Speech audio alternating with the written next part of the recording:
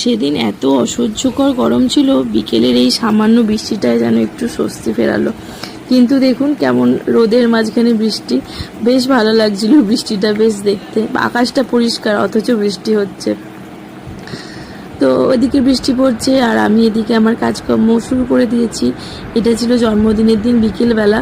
তো আমাদের সব কিছুতেই বেশ রাত্রির বেলাতেই খাওয়া দাওয়াটা হয়, সমস্ত মানে অকেশনগুলোতে রাত্রি সেলিব্রেশনটা করা হয়। দুপুরবেলা ছিমছামের মধ্যে দিয়ে করা হয়, আর রাত্রিরে আসলে আমাদের কিচেন বাসন থাকে, তো ওই জন্য রাত্রিরে কোনো ঝামেলা থাকে না, ওই জন্য রাত্রিরে নিশ্চিন্তে আর কি রান্না বান্না করে গল্প গুজব করা যায়। তো আমি সমস্ত কিছু কুটে কেটে জোগাড় করে নিয়েছি। মানে আমি এইভাবেই রান্না করতে পছন্দ করি, একেবারে জোগাড় করে নিয়ে বসলে না রান্না করতে খুব সুবিধা হয়। তো আজকে রান্না করব মিক্সড ফ্রাইড রাইস আর চিকেনের যে কোনো একটা আইটেম করব। তো বেশ অনেকটা লোকেরই রান্না বান্না, তো ওই জন্য বেশ বিকেলই শুরু করে দিয়েছি। তো রান্না প্রায় আমার মাঝপথে, এখন সন্ধে প্রায় 7টা বাজে, ওদেরকে খেতে দিয়েছি। আর এদিকে মা সন্ধে দিচ্ছে। আসলে পিসি ভাইপো কেউই দুপুরবেলা ভাতের টেবিলে পায়েস খায়নি।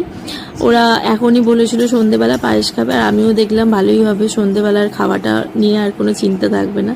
তো এদিকে আমার মিক্সড ফ্রাইড রাইসে সমস্ত কিছু ভাজাভুজি করা হয়ে গেছে। এবার মাংসটাও চাপিয়ে দিয়েছি একটা দিকে, আর একটা দিকে এই যে রাইসটাও করছি, তাহলে একটু তাড়াতাড়ি হয়ে যাবে। আসলে কি ব্যাপারটা হয়েছে, ছোটো কাকিমণিদের আসার কথা ছিল, কিন্তু যে মাঝখানে হঠাৎ করেই ছোটো কাকুর শরীরটা খারাপ হয়ে যাওয়ায়, আসলে অত্যাধিক গরম তো কেউই ঠিক নিতে পারছে না গরমটা, তো ওই জন্য ছোটো কাকু আর আসতে পারেনি।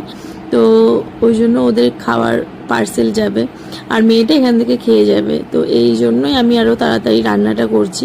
চিকেনটাও প্রায় হয়ে এসছে, আর রাইসটা আমার ওটা লাস্ট খোলা চলছে আর কি। তাহলে আমার রাইসটাও হয়ে যাবে, চিকেনটা হতে একটু টাইম লাগবে। আসলে একদম আস্তে আস্তে করে আঁচ দিয়ে চিকেনটা করছিলাম সেদিনকে। এই যে তার মাঝখানে এসছি আবার ছেলেকে হোমওয়ার্ক করাতে। আসলে পরের দিন ছেলে স্কুল আছে, আবার টিউশনও আছে, তো দুরকম হোমওয়ার্ক করার বাকি। আর এখানে আমরা সবাই মিলে একটুখানি গল্প করছি, আর তার মাঝে ও হচ্ছে হোমওয়ার্ক করছে। মানে ওর কি আর মন বসে, কিন্তু জোর করে করাতে হচ্ছে।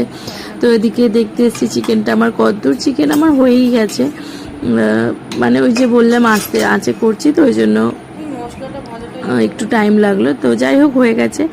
আর এদিকে আমার ছেলের হোমওয়ার্কও প্রায় কমপ্লিট। মানে আমরা এখানে সবাই ফোন দেখছি আর ও হোমওয়ার্ক করবে, সেটা কি আর হয়? মানে যতটা পাচ্ছে টাইম নষ্ট করছে এই আর কি। তো যাই হোক সমস্ত কিছু আমার রান্না বান্না কমপ্লিট, এদিকে ওর হোমওয়ার্ক করানো কমপ্লিট, আর ওদিকে ছোটো